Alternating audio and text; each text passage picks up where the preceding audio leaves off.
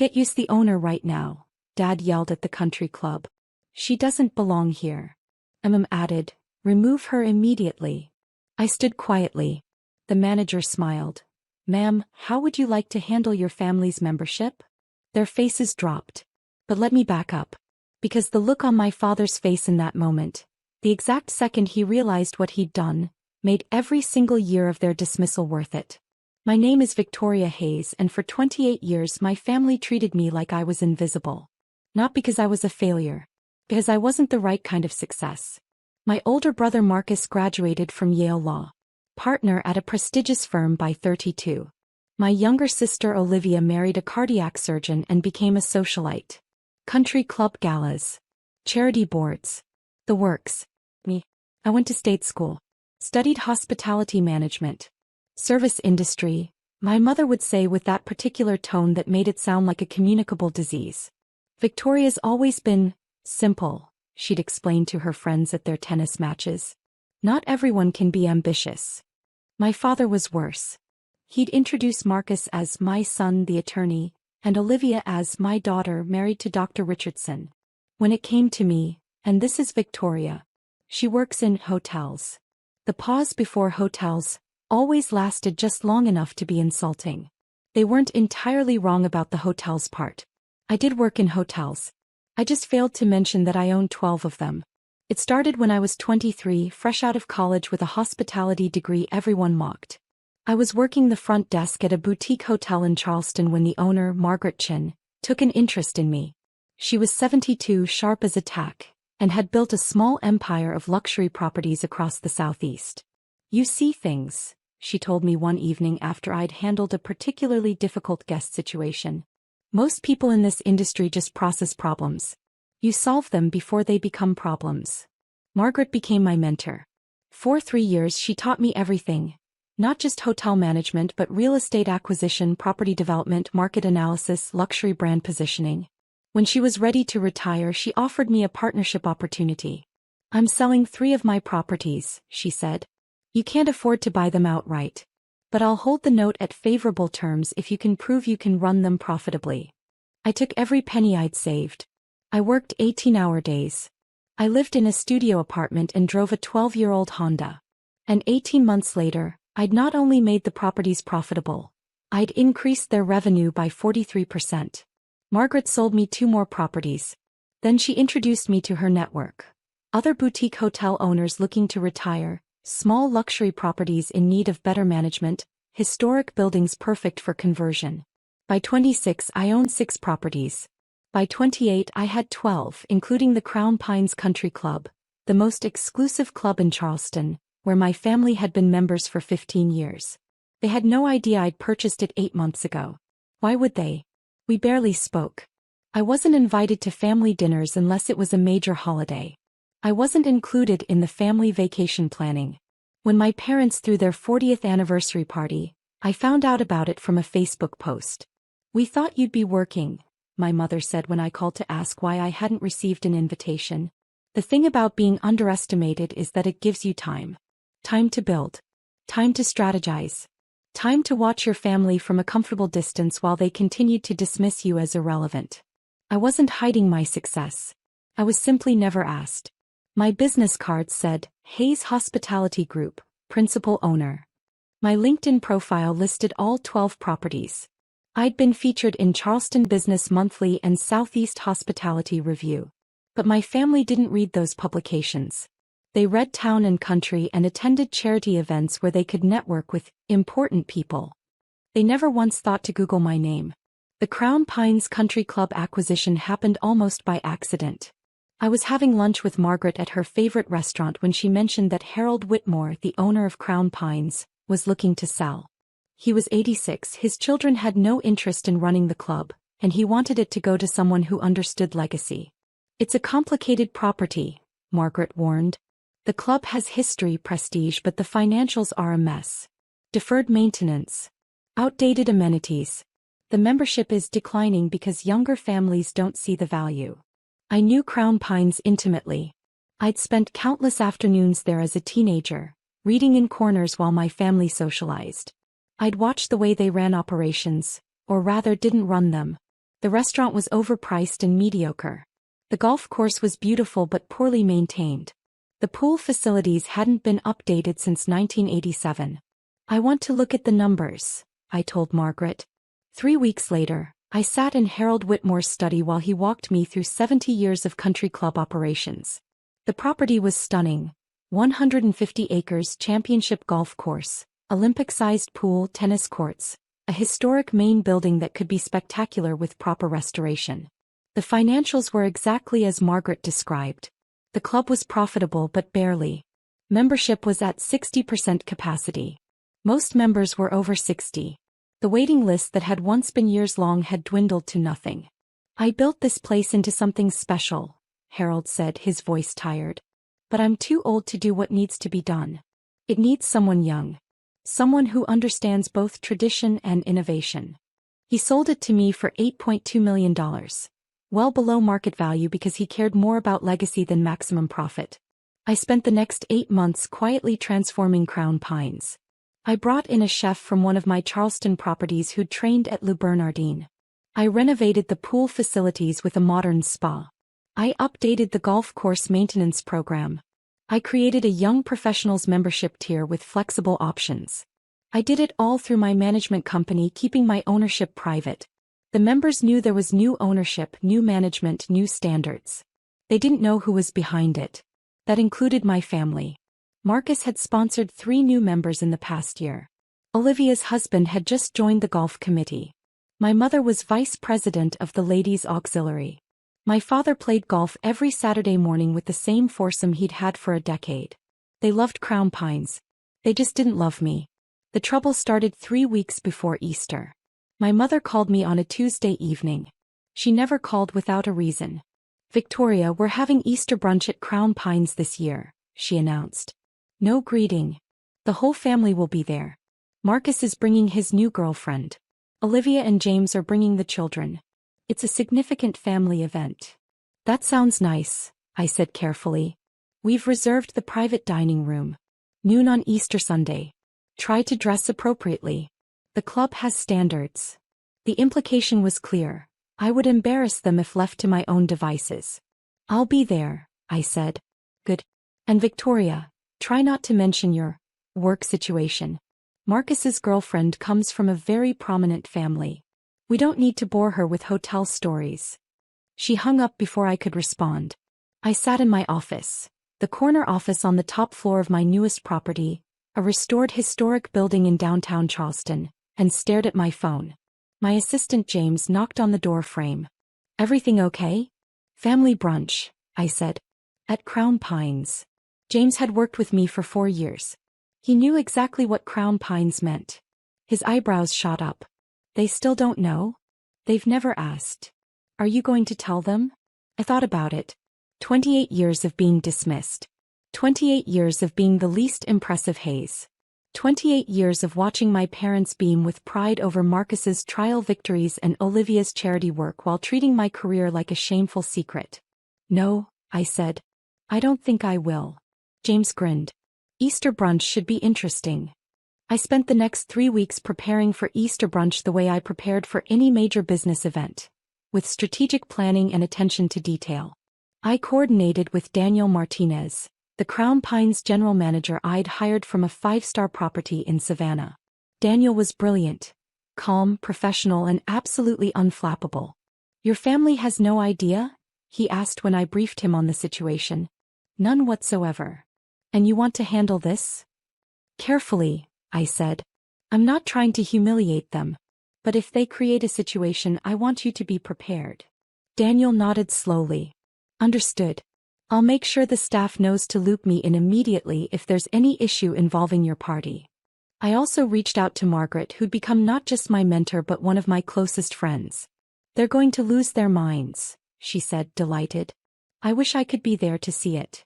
"You'll get the full report," I promised. Easter Sunday arrived warm and beautiful. I dressed carefully, a cream silk blouse, tailored navy slacks, understated gold jewelry. Elegant but not flashy. Professional but not formal. My mother would still find something to criticize. I arrived at Crown Pines at 11:45. The property looked spectacular. The gardens were in full spring bloom, the main building gleamed in the sunlight, valets moved efficiently through the parking area. Pride swelled in my chest. This was mine. I'd built this. The hostess greeted me warmly. She knew exactly who I was, though her professionalism kept it subtle. "Miss Hayes, your family's party is in the Magnolia Room. Shall I show you?" "I know the way. Thank you, Claire." I walked through the main dining room, nodding to the Sunday brunch guests. Through the windows I could see the golf course where foursomes were finishing their morning rounds. The restaurant hummed with conversation and the gentle clink of silverware. The Magnolia Room was Crown Pine's most prestigious private dining space. Floor-to-ceiling windows overlooking the 18th hole, crystal chandeliers, seating for 24. My family was already there. Marcus stood near the windows with a tall blonde woman who had to be the new girlfriend. Olivia sat at the table with her husband James and their 2 children. My parents held court at the head of the table, greeting arriving guests. Because of course it wasn't just immediate family. My Aunt Patricia was there, Uncle Richard, my mother's tennis partner Susan and her husband. I hesitated in the doorway. No one had noticed me yet. Then my mother's voice cut through the conversation. "Victoria. You're late." I checked my watch. It was 11:58. "The reservation is for noon. Family should arrive early." She looked me up and down. "Is that what you're wearing?" "Yes. It's very plain." My father glanced up from his conversation. "Victoria. Good. You're here. Come meet Marcus's girlfriend, Stephanie. Stephanie, this is our younger daughter. She works in the service industry." Stephanie extended a perfectly manicured hand. "How nice. What do you do?" Before I could answer, my mother interjected. "She manages hotels. Now shall we all sit? I'm sure everyone is hungry." The meal started normally enough. The server took drink orders. Appetizers were brought out. My mother dominated the conversation, asking Stephanie questions designed to showcase her prestigious background. I sat quietly between Aunt Patricia and Uncle Richard, responding politely when spoken to, otherwise staying silent. It was Olivia who shifted the energy. "Mother, did you see that Crown Pines is under new management?" she said, sipping her mimosa. "The changes are wonderful. The food is so much better." "The new chef is exceptional," my father agreed. "They finally upgraded from that mediocre continental menu." My mother nodded. "The new ownership has excellent taste. Much more sophisticated." "Patricia, did you try the renovated spa facilities?" Aunt Patricia launched into praise for the updated amenities. Everyone had opinions about the improvements. The conversation buzzed with compliments for the mysterious new owner who'd revitalized their beloved club. I took a sip of water and said nothing. Marcus turned to me. "You're in hospitality, Victoria. What do you think of the changes?" All eyes turned to me. "They're well executed," I said carefully. "The property had good bones. It just needed someone who understood how to balance tradition with modernization." "Well, someone certainly knew what they were doing," my mother said. "Apparently the new owner has a portfolio of boutique luxury properties. Very exclusive." "How do you know that?" Olivia asked. "Susan told me. Her husband is friends with Harold Whitmore. He mentioned that the new owner was someone young with an impressive reputation in luxury hospitality." My father snorted. "Probably some tech mogul looking for a tax write-off. That's who buys these properties now. People with too much money and no real understanding of tradition." Something in his tone, the casual dismissal, the assumption that success could only come from the right kind of people, made me set down my fork. "Actually," I said quietly, "the new owner bought Crown Pines because they understood its legacy value. They saw potential beyond just financials." My father waved a hand dismissively. "I'm sure the real estate investment was the primary motivation. These young entrepreneurs don't care about tradition." "Some young entrepreneurs understand tradition perfectly well," I said. Marcus laughed. "Come on, Victoria. You manage hotel front desks. You're not exactly qualified to assess major property acquisitions." The table went silent. I felt it then, that familiar feeling of being diminished, dismissed, erased. 28 years of it compressing into a single moment. I could have let it go. I should have let it go. Instead I said, "I don't manage front desks, Marcus.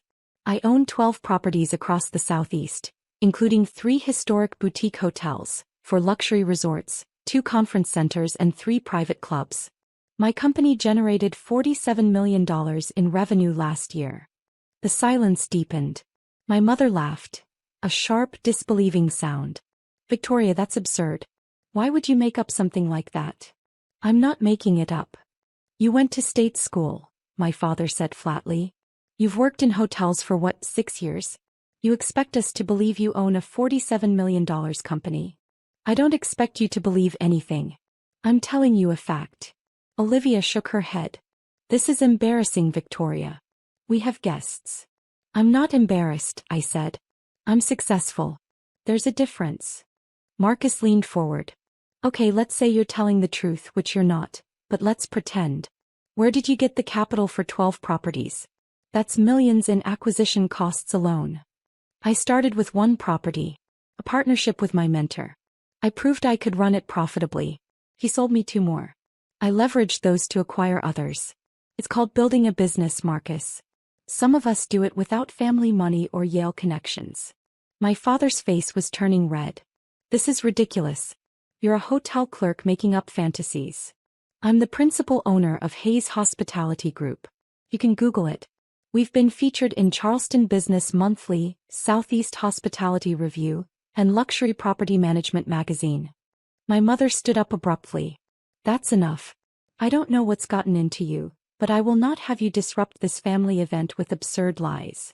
They're not lies. Then prove it, Marcus challenged. If you're so successful, prove it right now. I pulled out my phone. Pulled up my company website. The homepage featured a photo of me in front of my downtown Charleston property, along with a Forbes profile that had run 6 months ago. 30 under 30, Victoria Hayes builds boutique hospitality empire. I passed the phone to Marcus.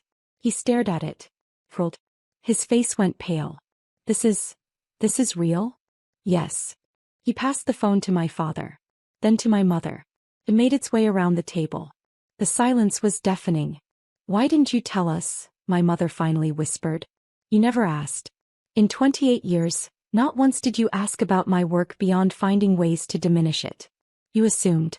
You decided I was a failure because I didn't follow the path you valued. So I built something you couldn't even see. My father slammed his hand on the table. This is unacceptable. You let us think you deliberately misled. I misled no one. I told you I worked in hotels. I do. You chose to interpret that as failure.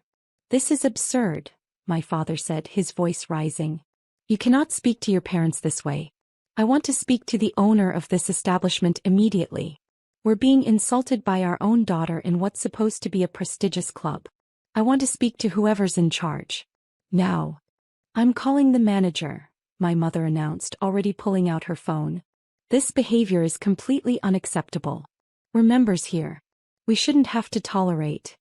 Get us the owner right now, my father yelled toward the door where our server had just entered with entrees. She doesn't belong here. I stood up quietly. My mother turned to me. Sit down, Victoria. You've caused enough disruption. I don't think so. Remove her immediately, my mother demanded. The server looked panicked. I'll get the manager. Do that, my father said coldly. I stayed standing. Calm, quiet. 30 seconds later, Daniel Martinez entered the Magnolia room. Impeccably dressed, completely professional, moving with the confident authority of someone who knew exactly how to handle any situation. Good afternoon, he said smoothly. I understand there's a concern? Yes, my father said, standing to his full height. We are longtime members of this club. My daughter, he gestured at me, has created an extremely disruptive scene. We want her removed from the premises. And frankly, we're questioning the standards of this establishment if this is the kind of behavior you allow. Daniel's expression didn't change. I see. And Ms. Hayes has been disruptive how? She's making absurd claims about owning properties, disrupting our family meal with lies and fantasies. It's completely unacceptable. I understand your frustration, Daniel said calmly. He turned to me. Ms. Hayes. Our eyes met. I said nothing. Daniel turned back to my father. Sir, I need to clarify something. Are you requesting that we remove Ms. Victoria Hayes from Crown Pines Country Club? Yes. Immediately. I see. Daniel paused. Then he smiled just slightly. Ma'am, how would you like to handle your family's membership? The room froze. My father's face went from red to white. What did you just say? Daniel's voice remained perfectly professional. I asked Ms. Hayes, Ms. Victoria Hayes, owner of Hayes Hospitality Group and as of 8 months ago, owner of Crown Pines Country Club, how she would like me to handle this situation. The silence was absolute. My mother's mouth opened, closed, opened again. No sound came out. Marcus sat down heavily. Olivia's face had gone pale. Aunt Patricia dropped her fork. It clattered against her plate.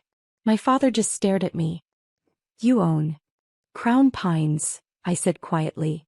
Yes. I bought it from Harold Whitmore last July. I've spent the last 8 months renovating it, improving operations, upgrading amenities. Everything you've been praising all morning? I did that. That's impossible, my mother whispered. It's very possible. And very real. Daniel remained standing near the door, waiting for my instructions with perfect professional courtesy. Daniel, I said, my voice steady, please have the membership contracts for Mr. and Mrs. Hayes brought to me. I'd like to review their standing. Immediately, ma'am. He stepped out. My father found his voice. Victoria, surely we can discuss this. This is a misunderstanding. We didn't know.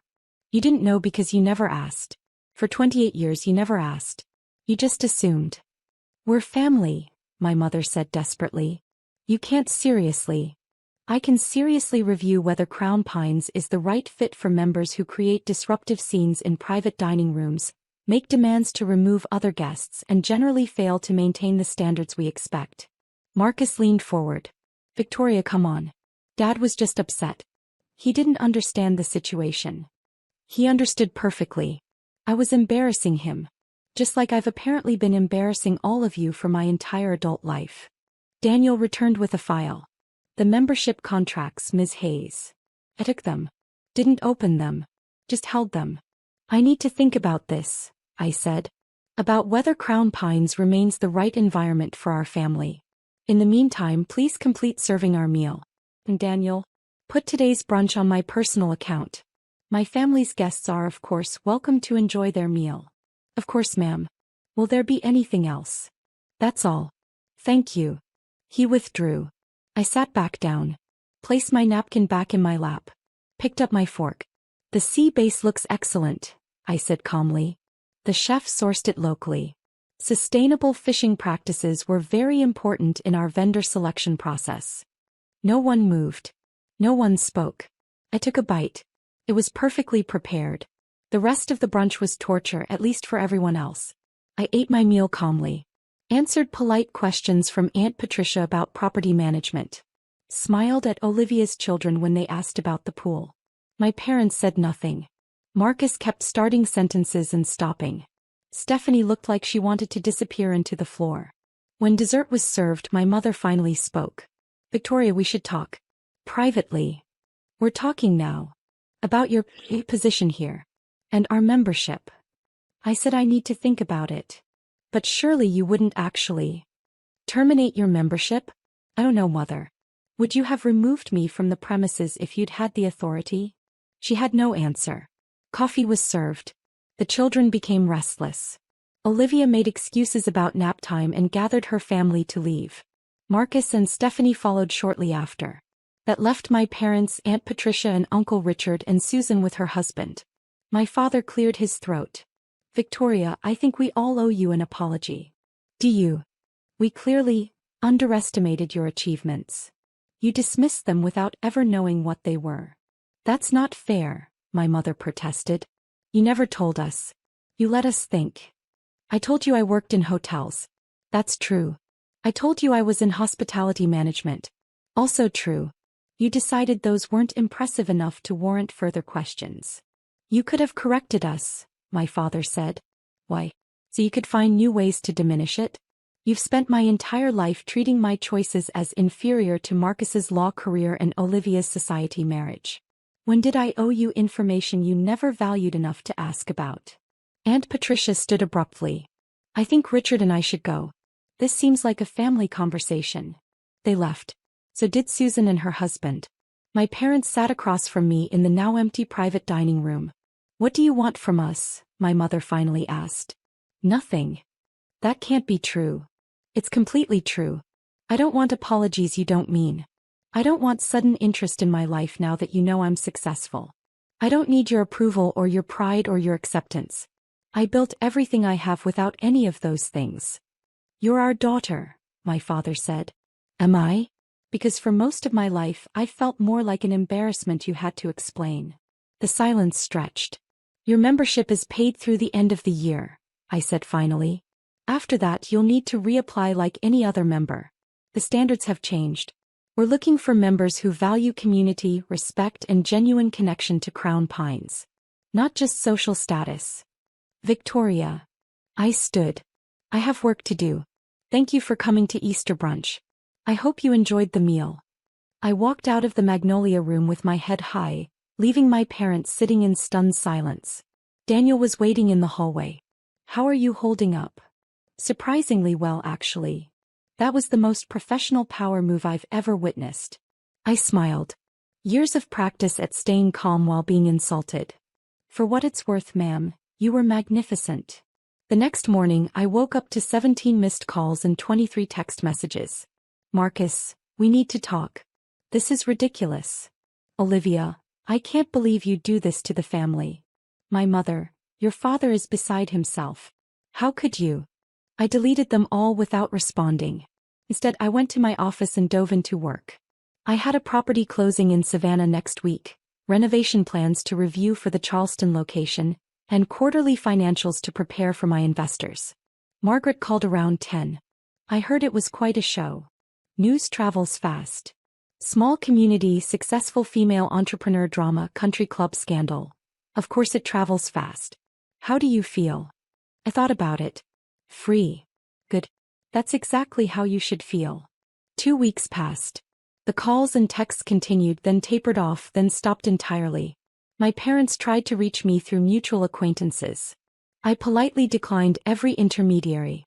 Then 3 weeks after Easter I received a letter. Hand-delivered to my office. My father's handwriting on the envelope. I stared at it for a full minute before opening it. Victoria, I've spent 3 weeks trying to figure out what to say. Your mother and I have discussed this countless times. We've talked to Marcus and Olivia. We've examined our behavior. And I've come to realize something difficult. You were right. We never asked. We assumed. We decided who you were without ever giving you the chance to show us. We took the most reductive interpretation of your career and used it to justify treating you as less than your siblings. I can't apologize enough. But I know apologies aren't what you need from us. You've built something extraordinary without our support, approval, or acknowledgement. You don't need us to validate what you've accomplished. What I can offer is different behavior. We would like, if you're willing, to start over. Not as parents who think they know you, but as people who would like to get to know the daughter we never took the time to understand. We understand if you're not interested. We've earned that. But if you are, your mother and I would like to take you to dinner. Not at Crown Pines. Maybe that restaurant you mentioned once. The one you renovated downtown? We'd like to see what you've built. No expectations. No demands. Just an invitation. Love, Dad. I read it 3 times. Then I picked up my phone and texted my father. Thursday, 7 p.m. Make a reservation for 3 under your name. His response came immediately. Thank you. Thursday evening I arrived at the Ashford, my crown jewel property, a historic building I'd converted into a luxury boutique hotel with a Michelin-recommended restaurant. My parents were already there, looking uncertain and out of place in a way I'd never seen before. We sat, ordered, made awkward small talk. Then my father said, "Tell us about this place. How you acquired it. What the renovation process was like." And for the first time in 28 years they listened. Really listened. My mother asked questions about my design choices. My father wanted to understand the financial structure. They looked at photos of my other properties. They read the Forbes article. They Googled my company and spent 20 minutes scrolling through the website. "I can't believe we missed all of this," my mother said quietly. "You weren't looking." No. We weren't. The dinner lasted 3 hours. It wasn't perfect. Years of dismissal don't disappear over one meal. But it was a start. As we were leaving, my father paused. Will you consider reinstating our membership at Crown Pines? I thought about it. Reapply in 6 months. Go through the proper channels. If your application meets our standards, we'll consider it. That's fair. I think so. My mother hugged me, awkwardly, unpracticed but genuine. We're proud of you. I know we have no right to say that now, but we are. Thank you. I drove back to my downtown apartment, the penthouse suite in the Ashford that I'd designed myself, and stood on the balcony overlooking Charleston. My phone buzzed. A text from Margaret. How was dinner? I typed back. Different. Maybe good. That's all we can ask for. Growth. I smiled and put my phone away. Below me the city lights sparkled. Somewhere out there were 12 properties carrying my name, my vision, my legacy. I'd built an empire while my family thought I was checking in hotel guests. I'd proved nothing to them. I'd proved everything to myself. And that, ultimately, was all that mattered. The next morning, I had a meeting with a seller in Asheville about a historic mountain resort. The property had good bones, needed vision, could be spectacular in the right hands. I was already sketching renovation plans. After all, I had an empire to build. With or without my family's approval. But maybe, just maybe, with their respect. Finally, he thought. Based on no medical evidence, no expert consultation, no documentation. You thought. And based on that thought, you physically ripped medical equipment from her body. The jury deliberated for 2 hours. Guilty on all counts. Marcus was sentenced to 18 months in prison, 3 years probation, 500 hours of community service at a cardiac rehabilitation center, mandatory anger management and addiction counseling, and restitution for all my medical costs. $47,000. But the sentencing wasn't the end. The judge addressed my family directly. Several of them had attended the trial, sitting behind Marcus, glaring at me. I want to address the family members in this courtroom, Judge Reynolds said. I've watched you throughout this trial. I've seen your reactions to the evidence. I've read the text messages and emails that were submitted showing your attempts to pressure Ms. Chin into dropping charges. And I'm appalled. She looked directly at my parents. A young woman spent 9 years managing a life-threatening illness while her family mocked her, dismissed her, and accused her of faking. When her condition was finally validated in the most dramatic way possible, when a leading cardiologist testified to her documented medical reality, some of you still couldn't accept it. Some of you still pressured her to protect her abuser. Mom's face was bright red. Let me be very clear, Judge Reynolds continued. What happened to Emma Chin was medical abuse. It was emotional abuse. And it culminated in physical assault. If any of you continue to harass her, I will not hesitate to issue restraining orders. She owes you nothing, not forgiveness, not reconciliation, nothing. The gavel came down. That was 8 months ago. Marcus served his sentence. My parents haven't spoken to me since the trial. Most of my extended family chose sides. There's not mine. I'm okay with that. Because what they still don't know, what came out only after the trial through my lawyer's civil suit filings, is that this struggling medical transcriptionist they'd mocked for years had actually sold a software company for $18 million. When my lawyer filed the civil suit for emotional distress, she had to disclose my financial status. The number became public record. My mother called me finally when she found out. Emma, why didn't you tell us you had money? Not, are you okay? Not, we're sorry. Just, why didn't you tell us you had money? Because my worth isn't measured in dollars, Mom. It never was. But you couldn't see that. You could only see what you decided I was. A faker, a burden, a liar. So you never looked deeper. She started to cry. We could have been so proud of you. You could have been proud of me for surviving a life-threatening illness with grace and determination. You could have been proud of me for building a career despite my limitations.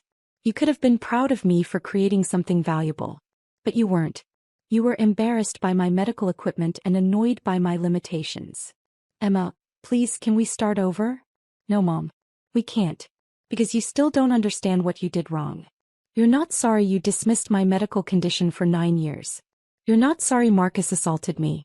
You're just sorry you missed out on being connected to someone successful. I hung up. I haven't answered since. But I have built a real family, one that chose me and that I chose back. Dr. Morrison and I have dinner monthly. He's become a mentor and friend. Brittany, Marcus's ex-girlfriend, and I are close now. She works in nursing and we volunteer together at a chronic illness support group. My business partners from the software company, the people who believed in my idea when I was just a sick girl with a dream, are some of my closest friends. And I'm engaged now. To David, who I met at a cardiology support group 2 years ago. He has a congenital heart defect. He understands limitations, understands medications, understands the fear of sudden cardiac events.